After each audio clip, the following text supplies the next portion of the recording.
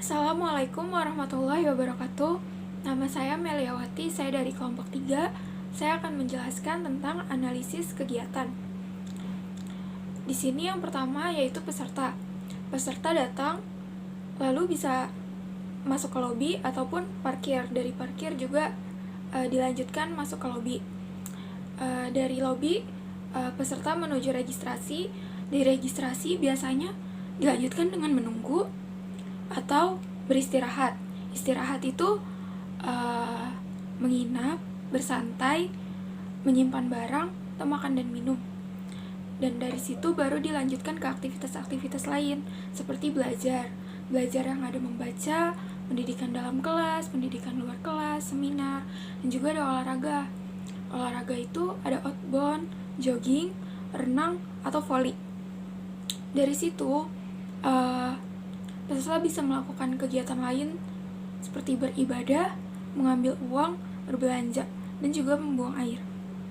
Untuk pulang, peserta kembali ke bagian registrasi. Setelah itu keluar melalui lobi, bisa lanjut ke parkiran atau langsung pulang. Setelah itu analisis kegiatan tamu. Yang pertama itu seperti peserta tadi, tamu datang bisa masuk ke lobi ataupun ke parkiran. Dari parkiran juga bisa masuk ke lobi. Setelah itu tamu bisa bertemu dengan pejabat Pusdiklat, lalu melakukan seminar atau rapat, beribadah, buang air. Dan di sini ada dua macam tamu, yaitu tamu yang saat itu langsung pulang atau tamu yang juga menginap.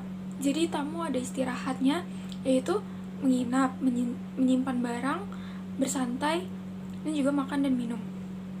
Untuk pulang, tamu ini juga sama seperti peserta, yaitu keluar melalui lobi, bisa langsung pulang atau ke parkiran. Setelah itu analisis kegiatan pendidik. Yang pertama, pendidik datang, bisa masuk ke lobi ataupun parkir dulu. Setelah itu pendidik absen. Setelah absen, pendidik mengajar. Mengajarnya itu mengajar olahraga, pendidikan dalam kelas, pendidikan luar kelas, seminar.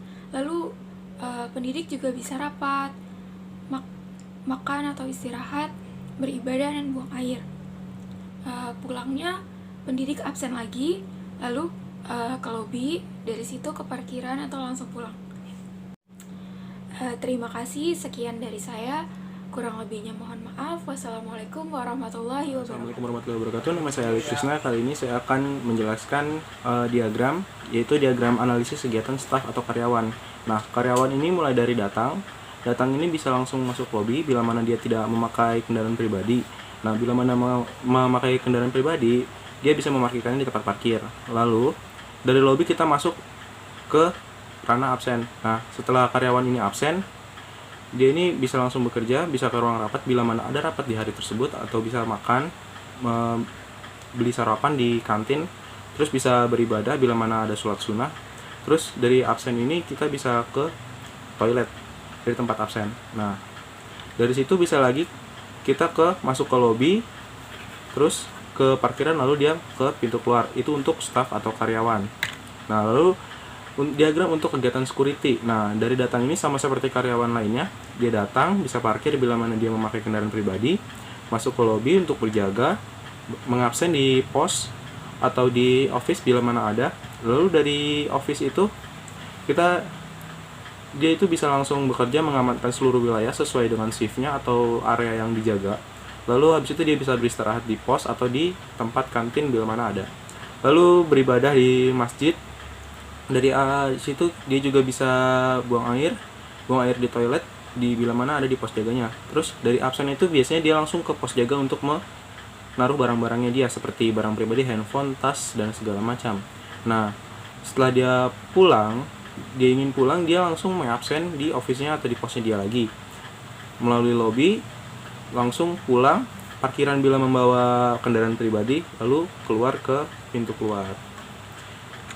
Lalu diagram analisis kegiatan untuk office boy. Untuk office boy ini dia datang seperti karyawan lain, datang bila mana membawa kendaraan pribadi, langsung parkir, masuk lobby, lalu dia absen di ruangannya tersendiri. terus dia mengganti baju, dan tugas lainnya itu dia melaundry, menyiapkan makanan, lalu membersihkan seluruh ruangan di tempat-tempat yang sudah ditentukan. Lalu dia bisa beristirahat di ruangan dia, dan ada tempat untuk menginap di mes. Lalu tempat istirahatnya itu dia bisa di kantin, bisa di convenience store untuk membeli beberapa barang seperti kebutuhan Indomie atau segala macam. Lalu dia beribadah di masjid seperti yang lain, dan dia memiliki tugas antara lain membersihkan toilet di gedung-gedung di area sekitar wilayah pusat pendidikan tersebut. Nah, bila mana dia ingin pulang, dia langsung mengabsen kembali di kantor dia, lalu dia masuk ke lobi, melalui lobi dia langsung ke parkiran langsung dia pintu keluar dan pulang. Selanjutnya dilanjutkan oleh teman saya. Assalamualaikum warahmatullahi wabarakatuh. Saya Sabto Yulianto dari kelompok 3 akan menjelaskan tentang diagram ruang. Yang pertama yaitu tentang ruang kegiatan tamu. Itu yaitu datang, itu memerlukan pintu masuk. Terus parkir, itu membutuhkan ruang parkiran. Kemudian masuk ke lobi, itu membutuhkan ruang lobi. Selanjutnya bertemu pejabat pusdiklat itu di office. Dari situ kita bisa ke seminar atau di ruang ballroom, terus rapat di ruang rapat, beribadah di masjid, buang air di toilet. Selain di ruang seminar dan tadi sebagainya, kita bisa langsung ke istirahat, yaitu menginap itu di kamar, menyimpan barang itu di kamar untuk kegiatan tamu, bersantai di teras, terus makan dan minum di kantin. Selanjutnya kegiatan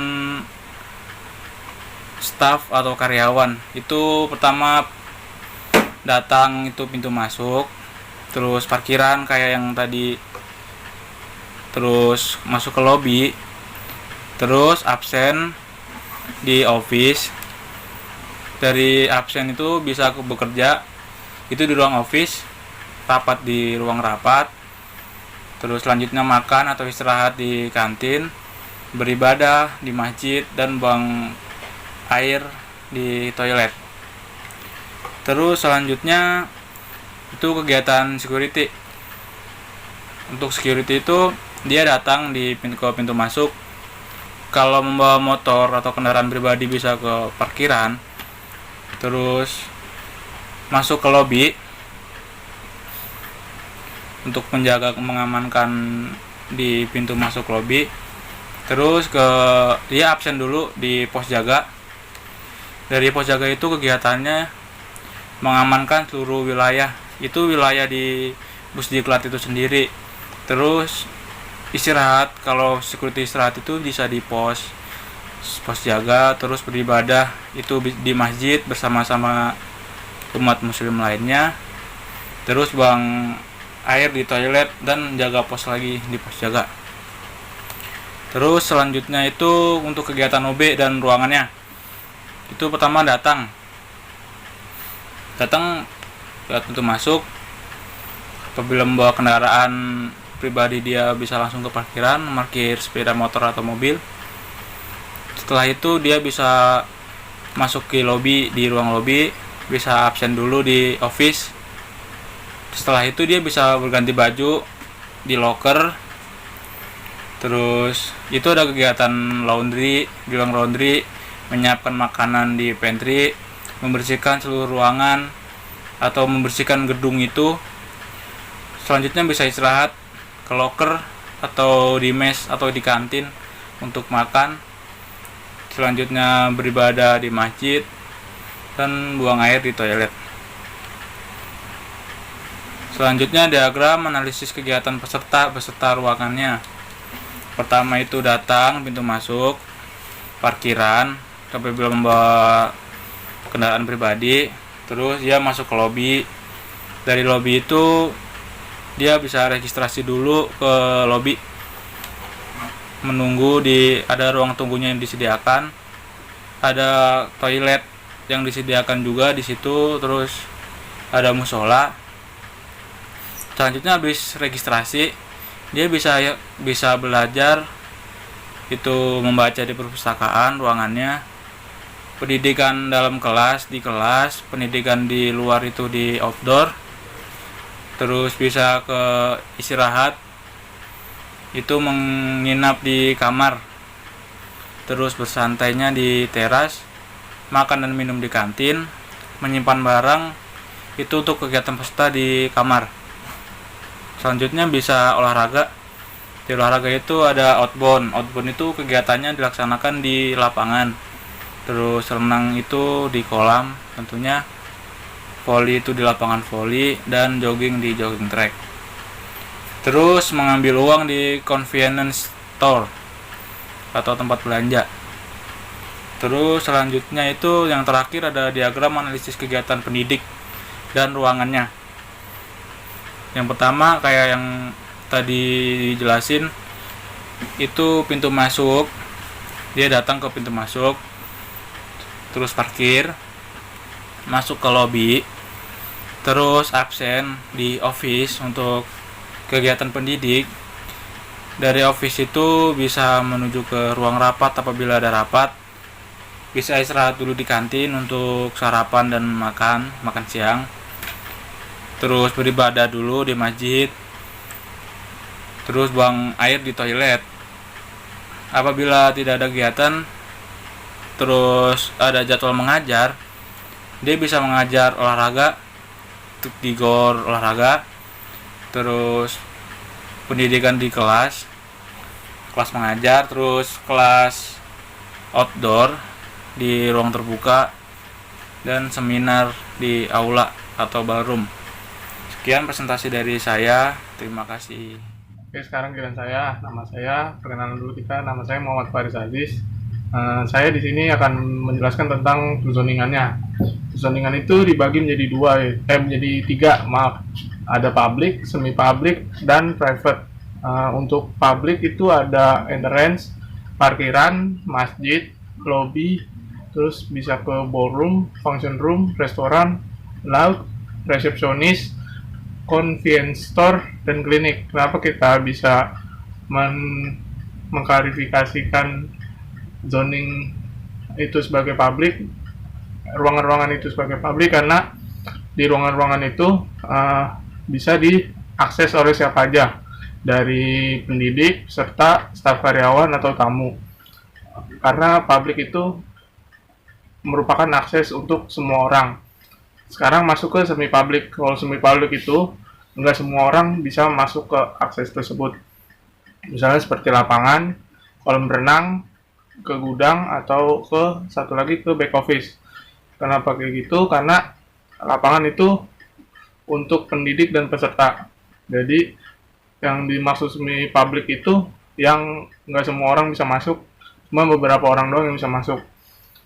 Terus ada juga yang ketiga namanya private. Private itu ada kamar, kelas, terus ada lab juga, sama perpustakaan. Kenapa jadi private? Karena mereka itu cuman yang punya kayak misalnya kamar itu yang punya kamar doang yang bisa masuk, atau kayak orang dekat doang. Jadi nggak sembarang orang bisa masuk, karena di dalam kamar tersebut ada barang berharga, ada yang penting-penting lah pokoknya. Terus saya akan menjelaskan tentang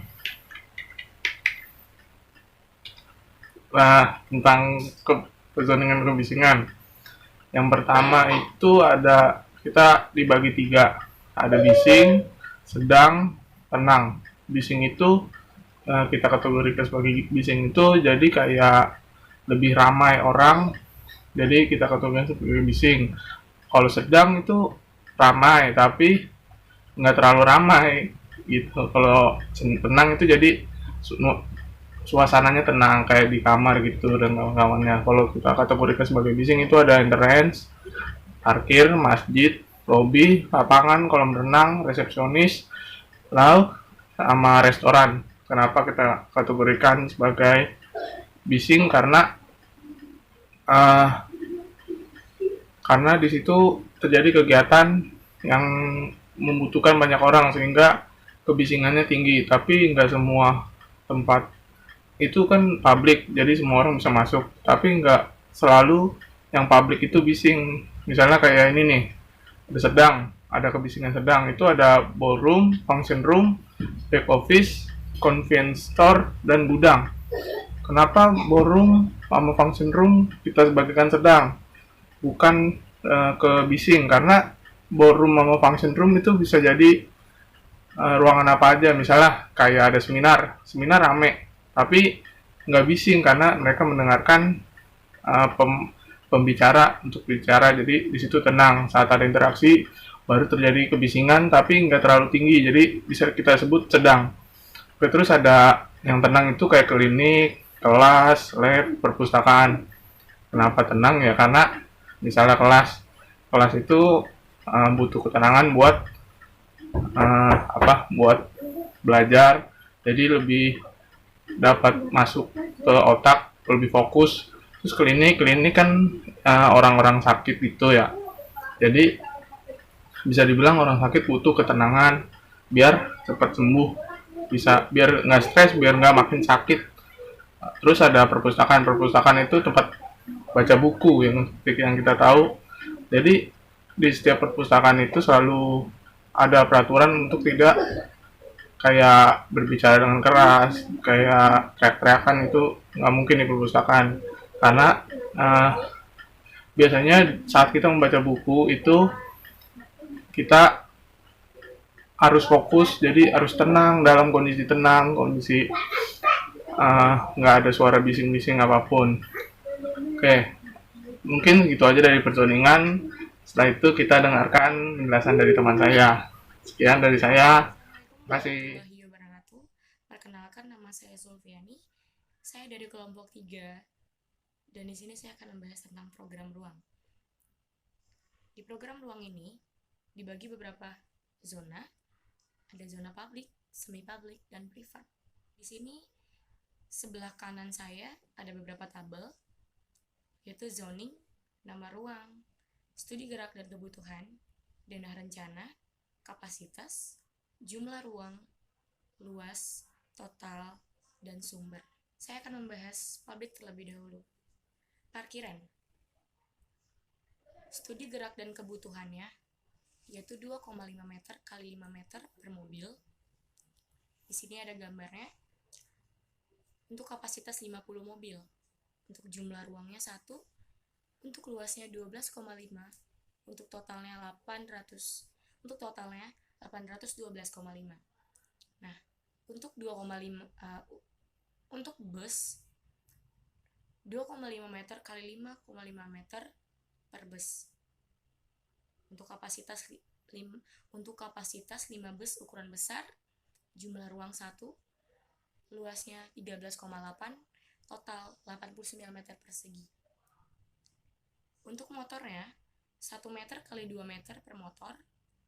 Itu untuk kapasitas 50 motor, jumlah ruangnya 1, untuk luasnya 2 meter persegi, untuk totalnya 130 meter persegi.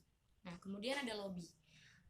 Lobby studi gerak dan kebutuhannya itu 200 orang kali 0,65 meter persegi, untuk kapasitas 20 orang, jumlah ruangnya ada 1, untuk luasnya 130,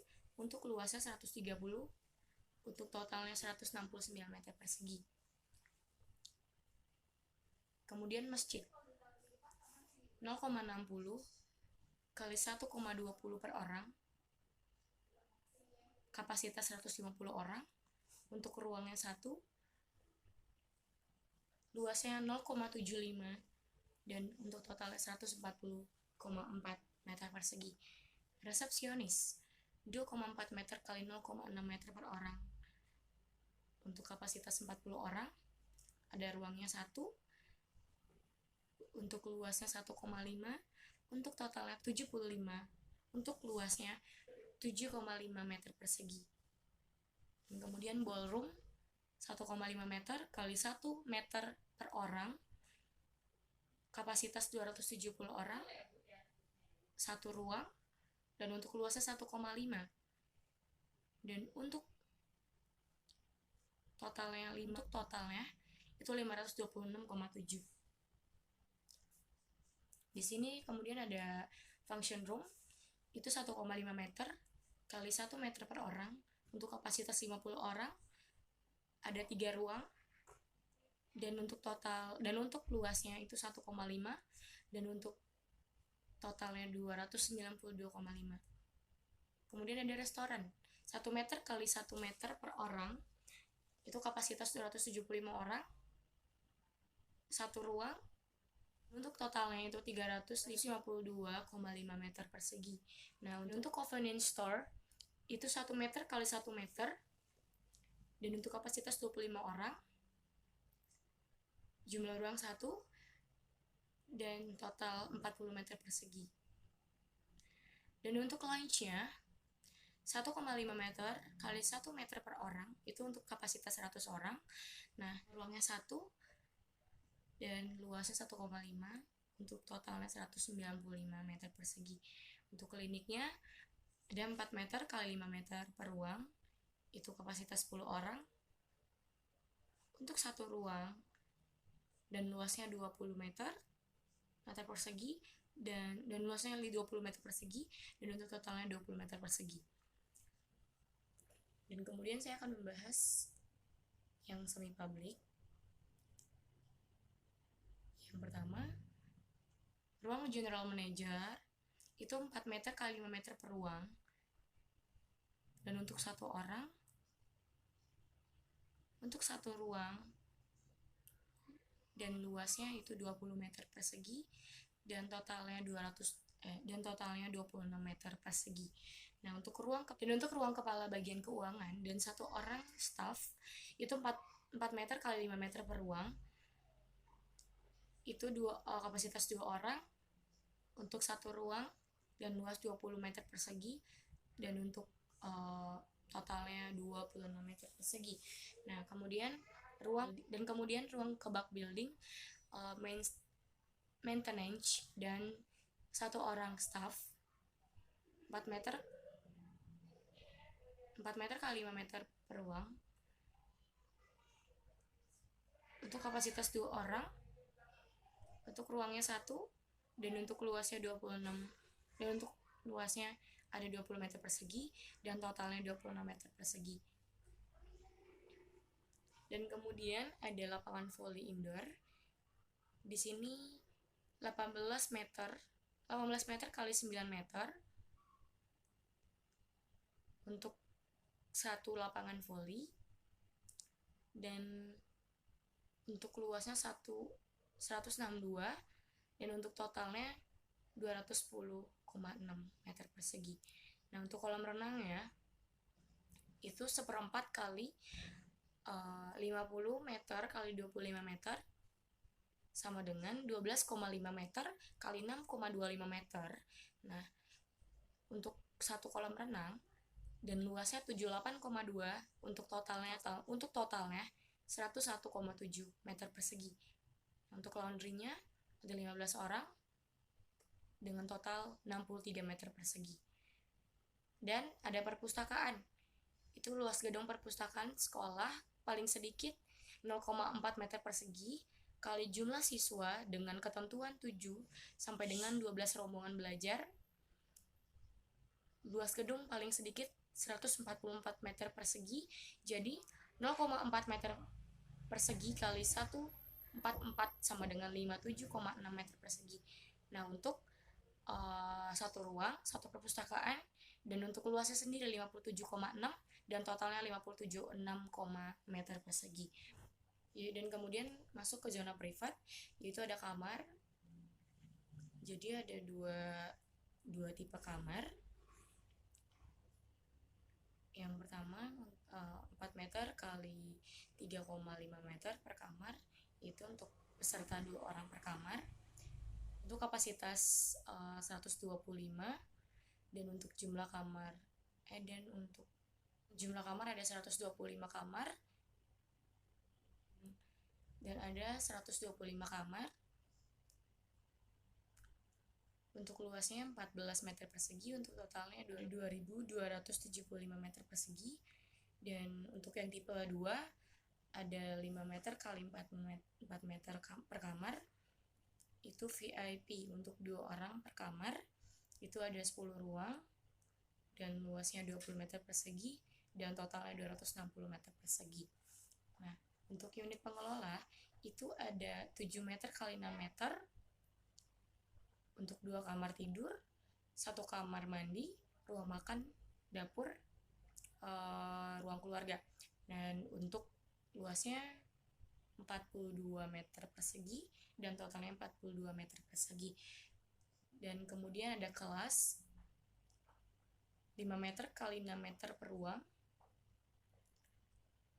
untuk kapasitas 25 orang dan ada 7 ruang dan untuk luasnya 30 meter persegi dan untuk totalnya 273 meter persegi. Dan untuk labnya itu 2,8 meter per tempat, jadi ada kapasitas 25 orang untuk 3 ruang dan untuk luasnya 25 meter persegi dan untuk totalnya 273 meter persegi.